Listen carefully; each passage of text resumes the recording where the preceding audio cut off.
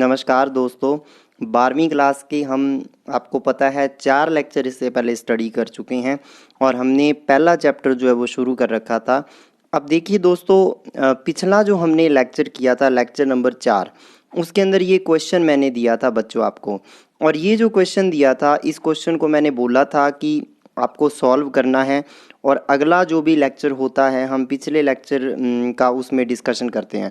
तो दोस्तों इसको हम एंड में करेंगे, इसलिए एंड में करेंगे क्योंकि आज मैं आपको मेन टॉपिक जो आपका है हम आज उसी के ऊपर फोकस करने वाले हैं, स्टार्टिंग यहीं से करने वाले हैं। और यहाँ से शुरू करके पहले इस टॉपिक को हम आपको पूरा पढ़ाएंगे ताकि आपको डिस्टर्बेंस ना हो किसी तरीके की बीच में। उसके बाद एंड में हम इस क्वेश्चन को जो सॉल्यूशन है इसका वो मैं आपसे शेयर करूँगा। तो देखिए आज का हमारा टॉपिक क्या रहेगा कि और इस टॉपिक से रिलेटेड है वो क्वेश्चन, इसलिए यहाँ पे इसका भी यूज़ आपको समझ आ जाएगा। देखिए क्वेश्चन है, टॉपिक है बिंदु आवेश के कारण उत्पन्न विद्युत क्षेत्र की तीव्रता, यानी कि जो इलेक्ट्रिक फील्ड इंटेंसिटी होती है ई से जिसको लिखते हो आप, है ना, उस ई की वैल्यू मुझे फाइंड करनी है। ई मुझे फाइंड करना है एक पॉइंट चार्ज, एक बिंदु आवेश के लिए, एक बिंदु आवेश के लिए मुझे विद्युत क्षेत्र की तीव्रता ज्ञात करनी है, यानी कि ई ज्ञात करना है। ई यानी कि विद्युत क्षेत्र की तीव्रता की डेफिनेशन आपको पता है कि ई जो होता है वो होता है एफ अपॉन क्यू। ये अब आपको पता है एफ अपॉन क्यू ज़ीरो, और क्यू ज़ीरो होता है हमारा परीक्षण आवेश। क्यू ज़ीरो होता है परीक्षण आवेश। ये वो आवेश होता है जो आवेश किसी दूसरे आवेश को प्रभावित नहीं करता। कहने का मतलब इसका कोई भी, इस आवेश का कोई भी हमारे पास ना तो कोई विद्युत क्षेत्र होता है ना ही इसके द्वारा कोई बल लगता है। आपको ये ध्यान रखना है, ठीक है ना। यानी कि जो विद्युत क्षेत्र या इलेक्ट्रिक फील्ड आता है ई, वो हमारे पास होता है एफ अपॉन क्यू ज़ीरो। दोबारा देख लीजिए, मात्र क्या हो जाएगा, एफ का न्यूटन और क्यू का कुलाम, न्यूटन प्रति कुलाम। ये विद्युत क्षेत्र की तीव्रता का मात्रक होता है और ये होती है F upon Q zero. F क्या होता है, उस जो हमारे पास वो जो आवेश है क्यू आवेश द्वारा क्यू ज़ीरो आवेश पर लगने वाला बल एफ होता है। ये देखिए दोस्तों, यानी कि यहाँ पे आपने वही मैंने यहाँ पे बनाया है डायग्राम, आपको क्लियर हो जाएगा। एक देखिए क्यू आवेश है, बिंदु ओ पर रखा हुआ है, दिख रहा है आपको, यहाँ पे रखा हुआ है। इससे ठीक स्मॉल आर की दूरी पर डायग्राम देखिए, स्मॉल आर की दूरी पे एक क्यू ज़ीरो आवेश रखा है स्मॉल पी बिंदु पे। तो देखिए दोनों, अब मैंने पहले बोला था कि जो परीक्षण आवेश होता है वो हमेशा क्या लेना होता है, यानी कि इस तरीके से है। यहाँ पे जैसे कोई प्लस क्यू चार्ज पड़ा है और उससे ठीक आर दूरी पर, यानी कि ठीक इससे स्मॉल आर दूरी पर एक क्यू ज़ीरो आवेश पड़ा है। अब क्यू ज़ीरो आवेश हमेशा पॉजिटिव लेना है, परीक्षण आवेश हमेशा धनात्मक होता है। तो ये क्यू ज़ीरो धन आवेश में क्या होता है, प्रतिकर्षण, ये इसको रिपेल करेगा, प्रतिकर्षित करेगा इस तरफ, इस पे बल लगाएगा एफ। और ये बल कितना होता है दोस्तों, आपको पता है के क्यू वन क्यू टू। ये देखिए के क्यू ज़ीरो बटे आर स्क्वायर, है ना। तो क्यू वन की जगह क्यू है, क्यू टू की जगह क्यू ज़ीरो है। और मुझे यही देखना है कि ये जो बिंदु है जहाँ पर ये रखा है पी बिंदु, अगर इसको कह दूँ, यहाँ पर विद्युत क्षेत्र की तीव्रता कितनी है वही देखनी है। तो देखिए सारी बात मैंने लैंग्वेज में लिखी है। माना बिंदुओं पर आवेश क्यू रखा है जिसके कारण उससे आर दूरी पर बिंदु पी पर क्षेत्र की तीव्रता ज्ञात करनी है, ठीक है। अब देखिए बिंदु पी पर रखे परीक्षण आवेश पर लगने वाला बल, तो पी पर बल कितना लगेगा, एफ से रिप्रेजेंट कर रहा हूँ, और एफ कितना लगेगा, के क्यू वन की जगह क्यू है, क्यू टू की जगह क्या है, क्यू ज़ीरो है, अपॉन दोनों के बीच की दूरी, यानी कि ये आर की स्क्वायर, यानी कि ये क्या आ गया, के की वैल्यू होती है 1/4πε0, 9 गुणा 10 की पावर 9 न्यूटन मीटर स्क्वायर पर कुलाम स्क्वायर। ये आपको याद है, ठीक है दोस्तों। और उसके बाद एप्सिलॉन ज़ीरो होती है निर्वात की विद्युतशीलता, ये भी आपको पता है, दोबारा रिपीट कर लो, 8.8541 गुणा 1 × 10⁻⁻12। अब के का मात्रक होता है न्यूटन मीटर स्क्वायर पर कुलाम स्क्वायर, तो इसका मात्रक बहुत इंपॉर्टेंट है, कुलाम स्क्वायर प्रति न्यूटन मीटर स्क्वायर, उल्टा होता है बिल्कुल। और इसके लिए मैं जब पहला लेक्चर हमने पढ़ा था उसमें बहुत अच्छे से इसकी हम वीमा भी निकाल चुके हैं, तो वीमा भी बहुत इंपॉर्टेंट है, वो आपको आनी चाहिए। अब देखिए दोस्तों ये एफ है, एफ के नीचे ले जाइए इस क्यू ज़ीरो को, तो वो बन जाएगी तीव्रता, यानी कि इसमें क्यू ज़ीरो का भाग दे दो। अब जब इसमें क्यू ज़ीरो का भाग दोगे तो क्यू ज़ीरो से क्यू ज़ीरो कैंसिल, तो बच गया 4πε0 क्यू बटे आर स्क्वायर, यानी कि Q0 का जब भाग दिया तो यहाँ से कैंसिल हो गया। देखिए मैंने Q0 का डिवाइड कर रखा है, ये बन गया KQ/R²। के आपको मैंने अभी बता दिया। यानी कि अब विद्युत क्षेत्र की तीव्रता R² के व्युत्क्रमानुपाती होती है। कई बार वो एग्ज़ाम में ऐसे भी पूछ लेता है, सिद्ध कीजिए। और कई बार वो ये टॉपिक भी पूछ लेता है कि एक बिंदु आवेश के कारण विद्युत क्षेत्र की तीव्रता कितनी होती है। गाउस के नियम से करेंगे तो वो अलग से करेंगे अगले चैप्टर में, फिलहाल ये सिंपल टॉपिक है, ठीक है ना। तो ये होता है आपके पास। तो आपको दोबारा देख लेना है, ओ बिंदु पे कोई पॉइंट चार्ज पड़ा है, उसकी वजह से आर दूरी पे तीव्रता ज्ञात करनी है पी पे, तो वहाँ पे एक आवेश Q0 मान लेते हैं। तो Q0 पे कितना बल लगाएगा आपको पता है, KQ/Q0/R² लगाएगा। अब उसके अंदर Q0 का भाग दे दो, वो तीव्रता आ जाती है। Q0 से Q0 कैंसिल हो जाता है, ये तीव्रता आ जाती है। और K की वैल्यू आपको पता है जो यूज़ कर रहे हैं, 9 × 10⁻⁹ न्यूटन मीटर स्क्वायर पर कूलम्ब स्क्वायर होती है। दोस्तों अब आपको एक फॉर्मूला याद रखना है, बस जो फॉर्मूला हमने अभी ड्राइव किया है वो फॉर्मूला याद रखना है। तो टॉपिक आज का यही था, लेकिन अब हम इसी टॉपिक से रिलेटेड न्यूमेरिकल्स करेंगे, ठीक है ना। इसी टॉपिक से रिलेटेड न्यूमेरिकल्स करेंगे। उससे पहले एक बात आपको पकड़ में आ जानी चाहिए कि परीक्षण आवेश भी अपना विद्युत क्षेत्र उत्पन्न करता है, परंतु यह नगण्य होता है। मैंने बोला था कि इसकी वजह से, परीक्षण आवेश की वजह से ना तो कोई बल लगता है दूसरे आवेश पे, और ना ही परीक्षण आवेश अपने चारों ओर रखे किसी भी आवेश को प्रभावित करता है। क्यों? क्योंकि ये बहुत ही छोटा होता है, बहुत ही नेग्लिजिबल होता है, बहुत ही कम होती है इसकी वैल्यू, इसलिए ये कोई इफेक्ट नहीं करता, ठीक है ना। तो ये बात आपको माइंड में क्लियर रखनी है दोस्तों, ठीक है, इसमें हमें कंफ्यूज नहीं होना।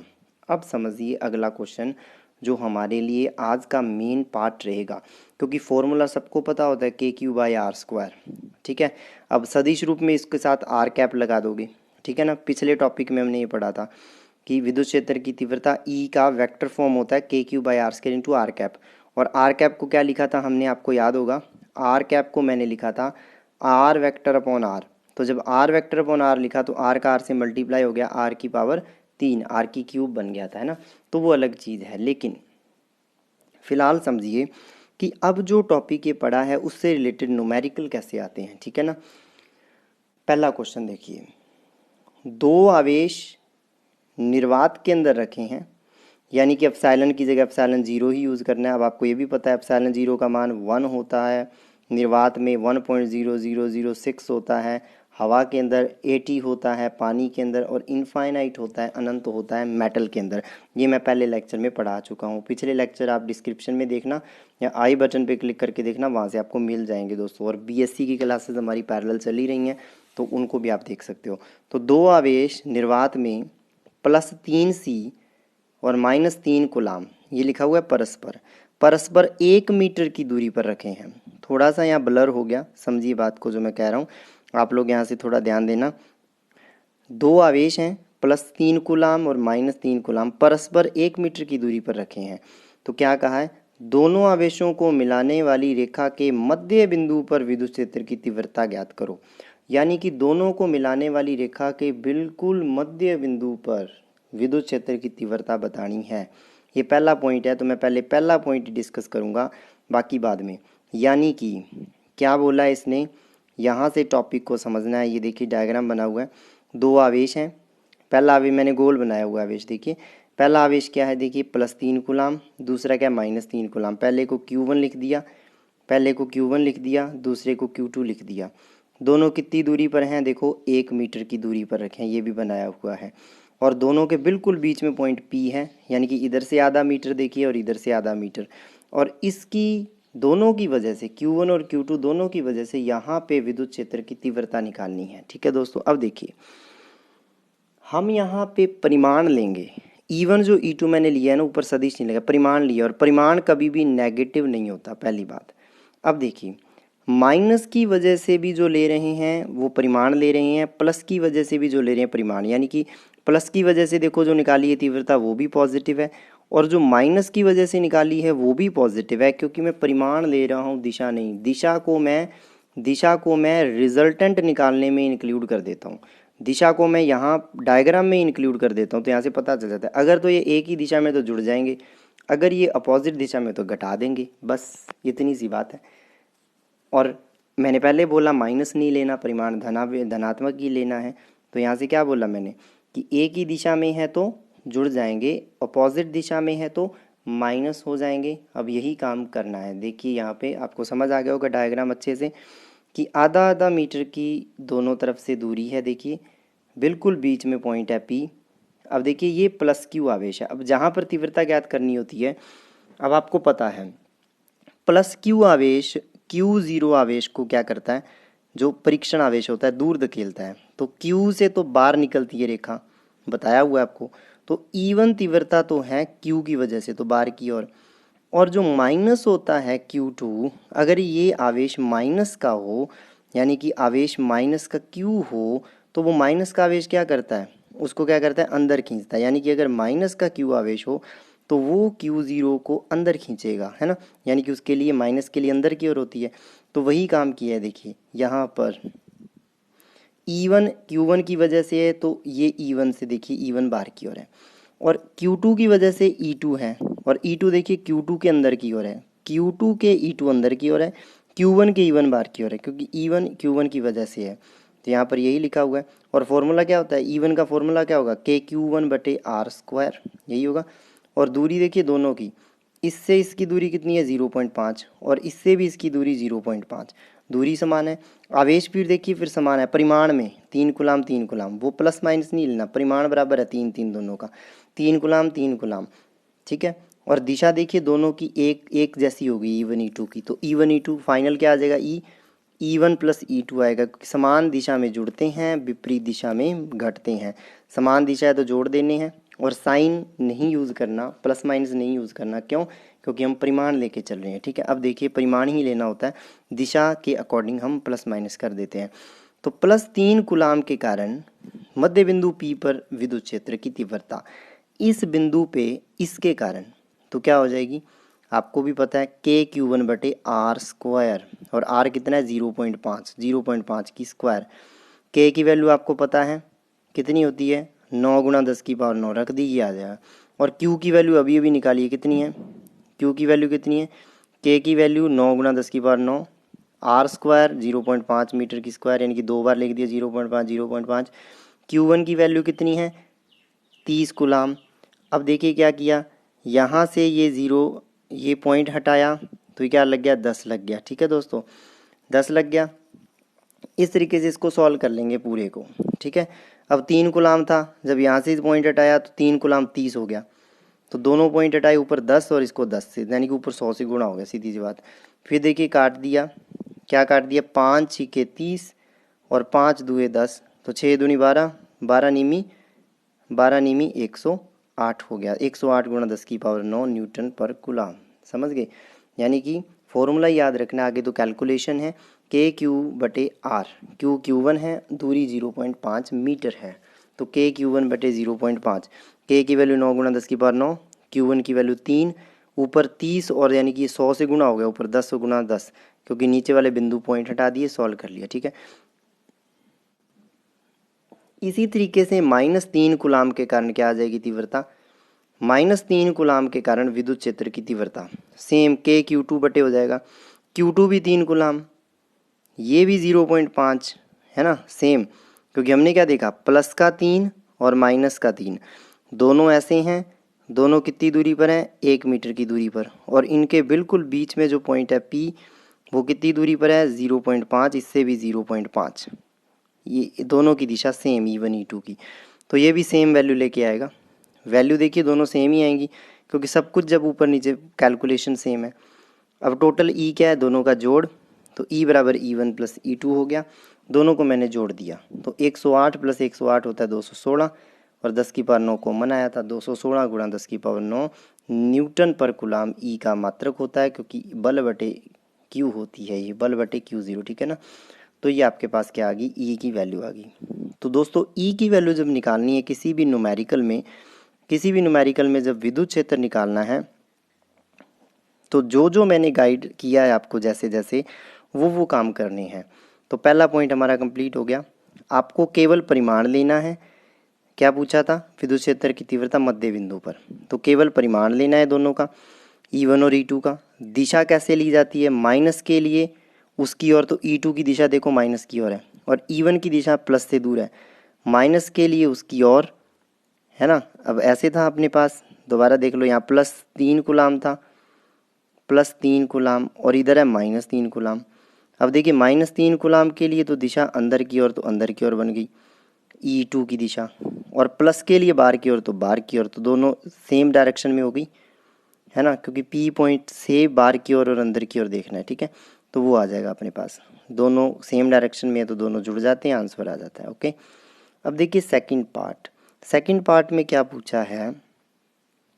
सेकंड पार्ट में कहा है कि यदि 1.5 गुणा 10 की पावर -9 कूलाम का आवेश इसके केंद्र बिंदु पर रख दिया जाए, मध्य बिंदु पर रख दिया जाए, तो उस पर कितना बल लगेगा।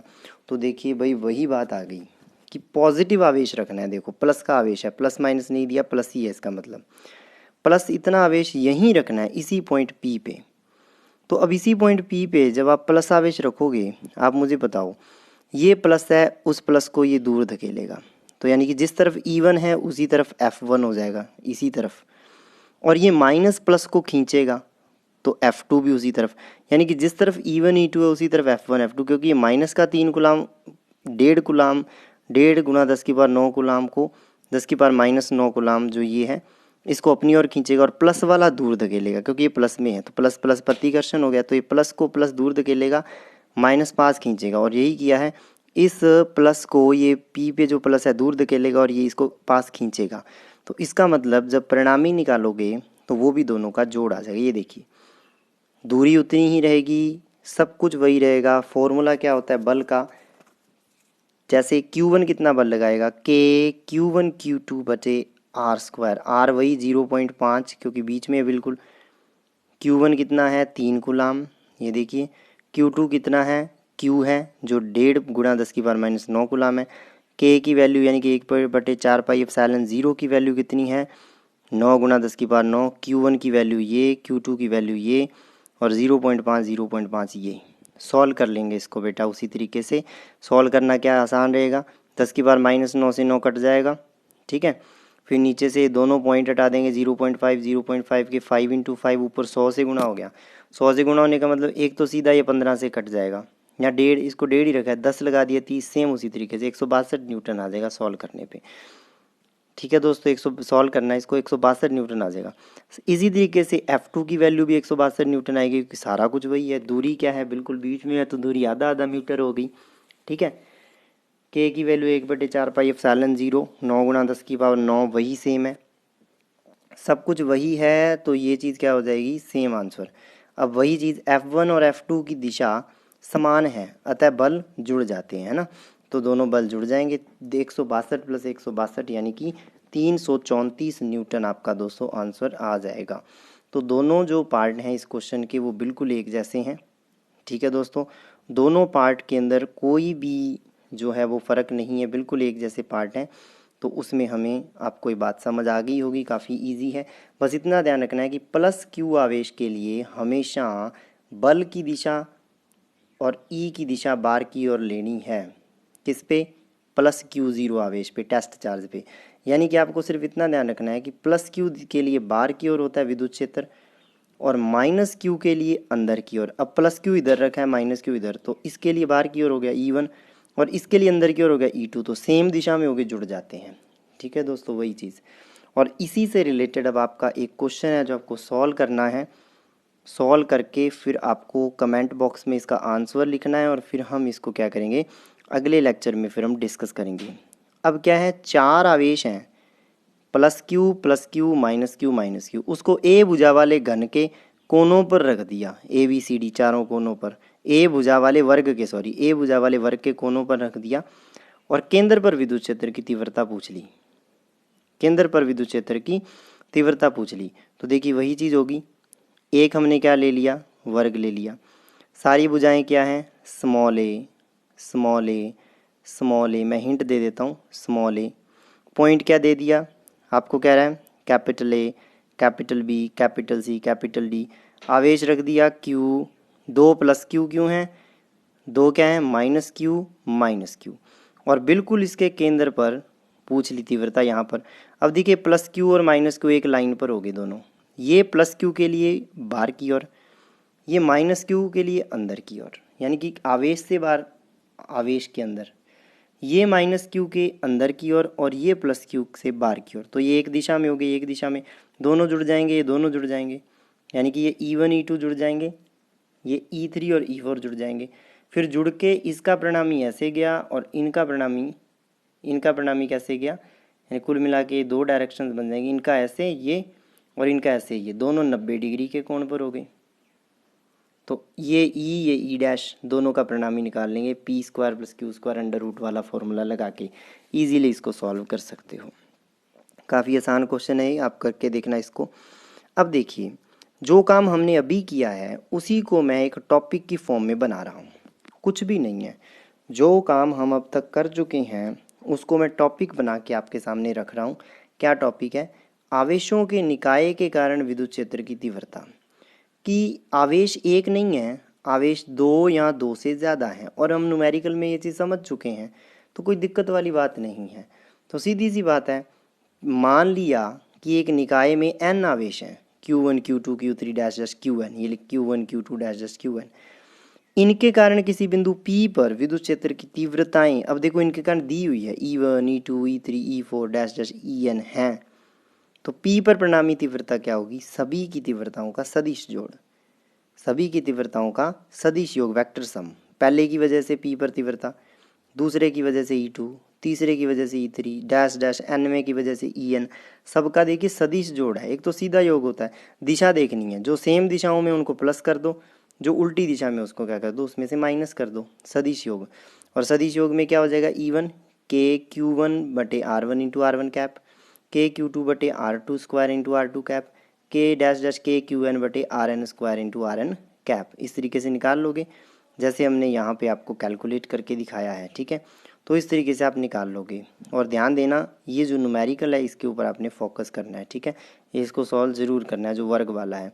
तो यहाँ समझ आ गई होगी बात, KQ1/R1 into R1 square into R1 cap, R2 square R2 का, ये आ जाएगा जो फॉर्मूला है KQ/R। और सदिश रूप में आपको पता है R का, इसके साथ क्या आ जाता है? कैप आ जाता है। अब देखिए ये चीज़ बनाई कैसे है, यहाँ से देखिए, यहाँ पे पॉइंट P है, यहाँ पे तीव्रता ज्ञात करनी है। तो Q1 की वजह से क्या होगी? क्योंकि बाहर की ओर होगी, प्लस का आवेश है, देखिए ये डायरेक्शन बनाई हुई है, E1 कितनी दूर है? R1। Q2 की वजह से R2 दूरी है, देखिए इसको, इसके अंदर आपको इजीली समझ आ जाएगा। Q2 से P कितनी दूर है? ये R2 दूर है, और दिशा E2। Q4 से R4 E4, Q3 से E3 R3, Qn से इधर Rn Qn, ठीक है। इस तरीके से आप इसको बना सकते हो, यानी कि कहने का मतलब ये इस तरीके से है। आपको थोड़ा सा बता दूं मैं, कैसे भी डायग्राम जरूरी नहीं ऐसे ही बनाना है, आप ये वाला डायग्राम भी बना सकते हो। यहाँ पे पॉइंट P है, परिणामी तीव्रता ज्ञात करनी है। कोई कह रहा है आपको पहला आवेश है Q1, कितनी दूर है इससे? R1 दूर है, ठीक है बेटा। तो Q1 की वजह से आपको पता धनावेश है, धनावेश की वजह से हमेशा क्या होती है? दिशा बाहर की ओर। तो ये हो जाएगी Q1 की वजह से E1, ठीक है। यहाँ पे रखा है Q2, कितनी दूर है? R2 दूर है, इसकी वजह से इस तरफ हो गया E2। यहाँ पे Q3 रखा है, कहीं भी रख दो, Q3 रखा है, इस तरफ हो गया E3। यहाँ पे डैश डैश Q1 रखा है, इस तरफ हो गया En, ठीक है दोस्तों। तो ये उससे बाहर की ओर दिशाएं होगी। और यहाँ पे क्या हो गया? सभी का सदिश योग हो गया। और ये क्या हो गया? सदिश योग को इस तरीके से लिख दिया। आवेश क्या है? Q1 Q2 Qn, P बिंदु पर तीव्रता ज्ञात करनी है, कितनी? E1 E2 E3, सबका सदिश योग हो गया, ठीक है दोस्तों। ये आपके पास क्या हो गया? पूरा लेक्चर हो गया आज का। उसके अंदर देखिए ये न्यूमेरिकल आपको करना है। अब हमारा जो पिछले लेक्चर का जो क्वेश्चन था उसको सॉल्व करते हैं। ये न्यूमेरिकल था एक, बार बार लेक्चर को सुनना, फिर इससे आपको पूरी तरीके से लेक्चर क्लियर हो जाएगा, फिर इसमें कोई दिक्कत नहीं रहेगी। मेन टॉपिक आज का यही था हमारा, जो हमने डेरिवेशन किया है कि तीव्रता क्या होती है? KQ/R² होती है, ठीक है। ये हमने प्रूफ किया, कुछ भी नहीं किया, बल देख लिया, KQ Q0R², Q0 का भाग दे दिया, बल में वो तीव्रता आ गई, ठीक है। अब जो आपको पिछला क्वेश्चन दिया था, क्वेश्चन देखिए वही था जो मैंने पहले लेक्चर में करवाया था, बस एक चीज़ मैंने बदल दी थी। पिछले लेक्चर में अगर आपने वो क्वेश्चन नहीं देखा है ना, तो डिस्क्रिप्शन में जाके उसको देख लेना। उसके अंदर हमने जो चीज़ डिस्कस की थी वो इसमें काम आएगी और उसी की डिस्कशन, उसको समझना बहुत ज़रूरी है आपको, फिर ये क्वेश्चन बहुत इजीली समझ आ जाएगा। खैर देखते हैं ये क्या है क्वेश्चन।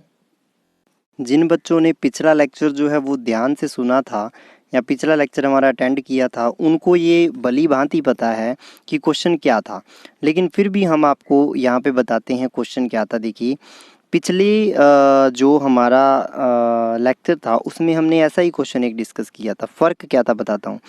एक त्रिभुज के दो कोनों पर समान आवेश क्यू रखे हैं, प्लस क्यू रखे हैं, अन्य कोने पर आवेश माइनस क्यू रखा है। त्रिभुज को समबाहु मानकर इसके केंद्र पर कितना आवेश रखें कि निकाय साम्यावस्था में रहे। कहने का मतलब कि दो आवेश तो क्या रखे हैं, प्लस क्यू और प्लस क्यू यहाँ मान लिए मैंने, तीसरा आवेश माइनस क्यू तीसरे कोने पे रख दिया त्रिभुज के। ठीक है दोस्तों, अब देखिए मैं अलग से डायग्राम बनाता हूँ, इस डायग्राम को एक बार भूल जाइए, मैं जो डायग्राम बनाऊंगा उसको ध्यान देना। ये आपके पास त्रिभुज है और इस त्रिभुज के ये तीन कोने हो गए ए, बी और सी। जो पहला ए कोना है यहाँ पे देखिए प्लस क्यू, फिर प्लस क्यू और फिर यहाँ माइनस क्यू आवेश आपके पास रखे हुए हैं। क्लियर बात होगी। अब देखिए इसका केंद्र यानी कि बिल्कुल यहाँ पर तीनों आवेश समान दूरी पर हैं इससे। पहली बात, तीनों आवेशों का परिमाण भी बराबर है। देखिए परिमाण, दिशा नहीं कह रहा मैं, क्योंकि तीनों आवेशों की वजह से बल का परिमाण बिल्कुल बराबर होगा। अगर यहाँ पर मैं मान लूँ, ये देखिए कैपिटल क्यू डैश इस डायग्राम में, यहाँ पर मैं मान लूँ कि एक कैपिटल क्यू डैश आवेश बिल्कुल यहाँ रखा है, इसके केंद्र पर कैपिटल क्यू डैश आवेश यहाँ रखा है, तो देखिए दूरियाँ तीनों की, ए की, बी की और सी की, तीनों बिंदुओं की दूरियाँ इस कैपिटल क्यू डैश से बिल्कुल समान है, दोनों प्लस क्यू की और माइनस क्यू की। अब दिशा की बात करते हैं। प्लस प्लस में होता है प्रतिकर्षण, तो ये तो इसको ऐसे धकेलेगा, ठीक है। फिर इस प्लस प्लस में प्रतिकर्षण, ये इसको ऐसे धकेलेगा, लेकिन ये माइनस इस प्लस को क्या करेगा, अपनी ओर खींचेगा। तो देखिए तीन डायरेक्शन बन गई, तीनों डायरेक्शन दिख रही होंगी आपको। ये इसको दूर धकेलेगा, ये इसको दूर धकेलेगा, ये इसको अपनी ओर खींचेगा, माइनस वाला। तीन डायरेक्शन बन रही है दोस्तों। तीनों डायरेक्शन क्लियर होगी। मैं बता दूं, एक ये डायरेक्शन, एक ये डायरेक्शन और एक ये डायरेक्शन, यानी कि डायरेक्शन क्या बन गई, इसकी वजह से ये रहा F1, इसकी वजह से ये रहा F2 और इसकी वजह से ये रहा F3। अब देखिए F1 और F2 दोनों के बीच में कोण कितना है, ये है ना, यानी कि जो बन रहा है ये F1 बन रहा है, परिमाण बराबर ही F1 F2 दोनों का, ये F2 बन रहा है और दोनों के बीच का कोण कितना है, आपको पता है ये एंगल कितना होता है, 120 डिग्री होता है ना। और इससे बिल्कुल बीच में इस तरीके से, यानी कि 60 डिग्री इधर और 60 डिग्री इधर छोड़ दीजिए, इन दोनों का परिणामी F मिलेगा। और इसी तरफ F3 है, तो F3 और F एक ही दिशा में हो गए, तो परिणामी दोनों जुड़ जाएंगे और दोनों का जोड़ क्या हो जाएगा, F प्लस F3 0, क्योंकि साम्यावस्था में करना है क्यू डैश को। समझ पा रहे हो बात, यही काम करना है। F1 और F2 का हमें परिणामी निकाल लेना है। क्या होगा, F1 square plus F2 square plus 2F1 F2 cos 120 degree का अंडर रूट, क्योंकि F1 F2 दोनों में कोण कितना है, 120 डिग्री का। ठीक है, फिर F1 F2 क्या है, के क्यू क्यू डैश बटे ए बटे अंडर रूट 3 की स्क्वायर। पिछला जो लेक्चर था उसमें हमने ये वैल्यू भी निकाल के दिखाई थी कि a बाय अंडर रूट 2 कैसे, अंडर रूट 3 कैसे होता है ये, है ना।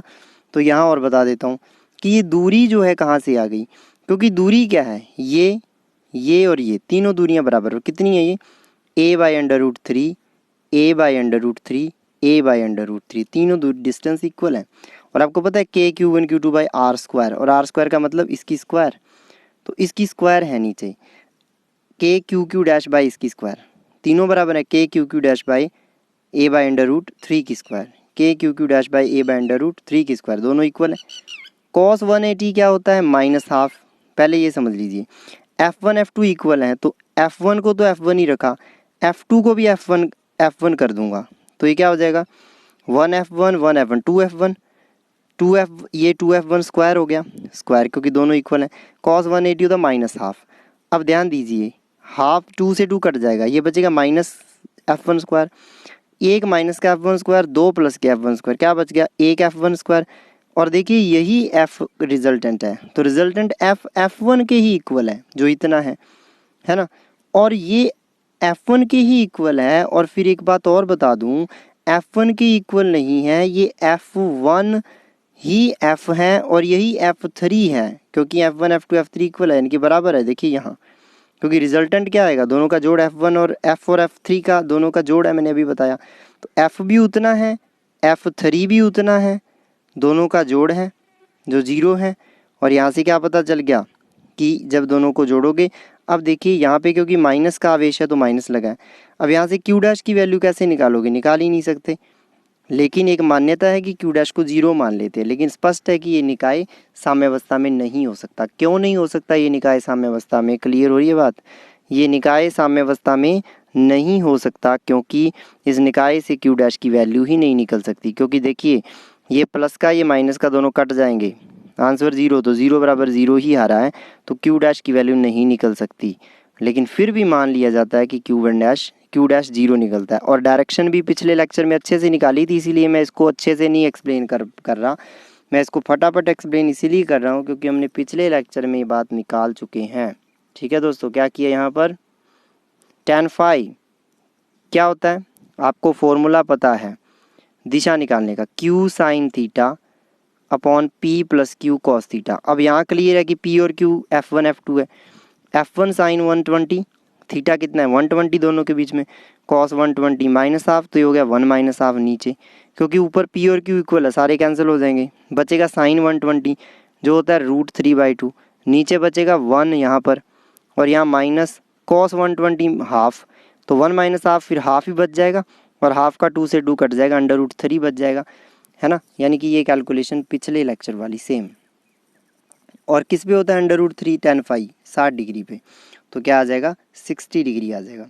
दोबारा देखिए F1 F2 इक्वल है, कट जाएगा, बचेगा साइन 120, साइन 180 होता है √3/120 होता है √3/2, F2 यानी कि F1 F1 कट जाएगा, 1 बचा, 1 माइनस कॉस 120 माइनस हाफ, तो ये बच जाएगा। ओके, अब देखिए 560 आ गया, मतलब कि 60 एंगल ये बनाता है। तो डायरेक्शन पता करके पता चला ये सेम डायरेक्शन में दोनों ऐड कर दिए। ओके, अब ये a/√3 मैंने तो यहाँ लिख दिया, आया कैसे इसको देखते हैं। देखिए इस ट्रायंगल पर ध्यान दो, ये जो ट्रायंगल है, ये ट्रायंगल ये वाला, इसको मैं बनाता हूँ, इस तरीके का ट्रायंगल है।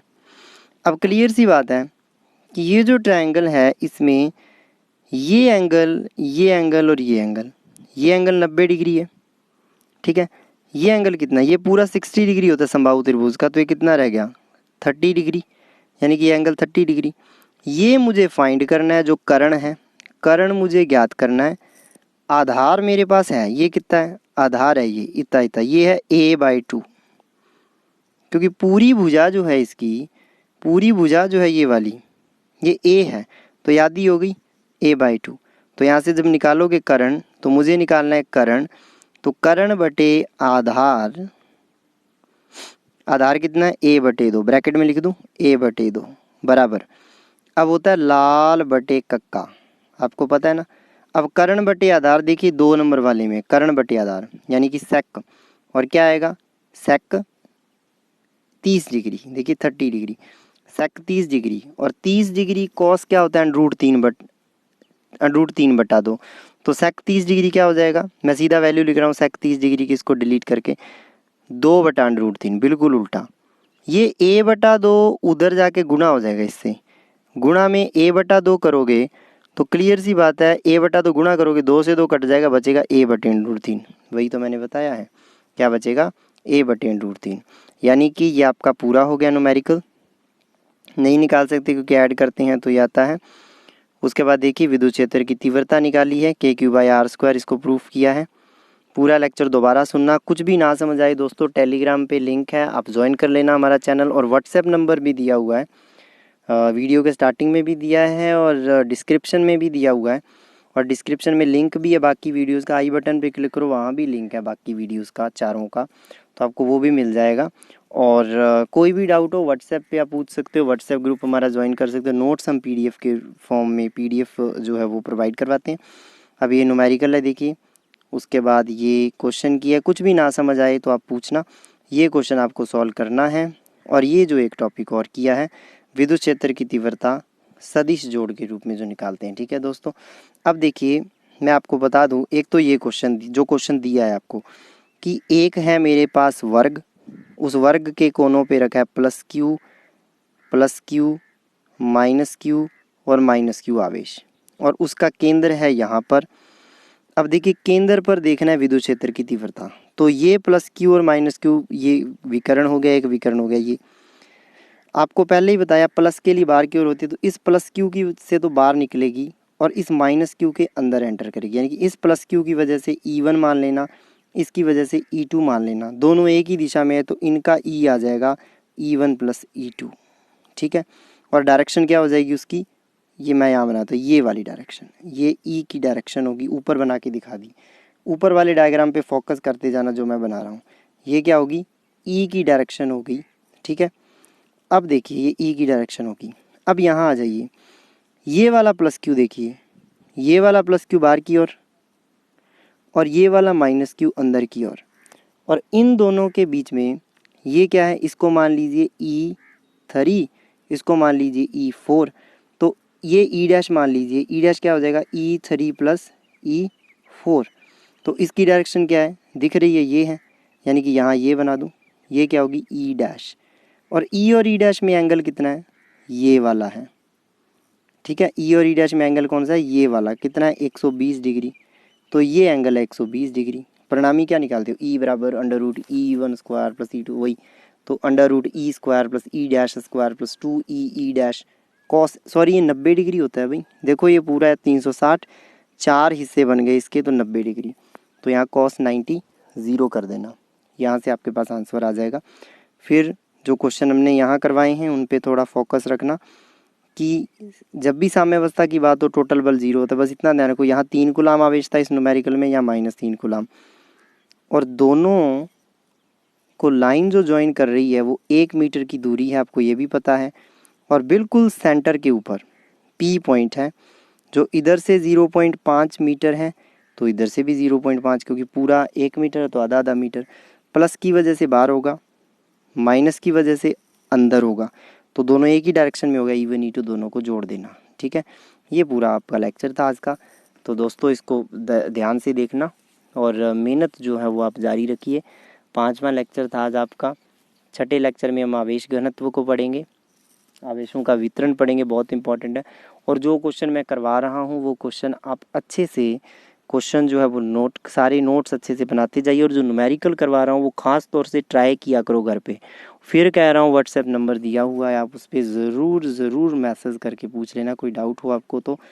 हमारे साथ जुड़े रहिए। हरदीप सर के साथ जुड़ने के लिए बहुत बहुत धन्यवाद। Thanks to visit heart and the physics with Hardeep sir. Okay.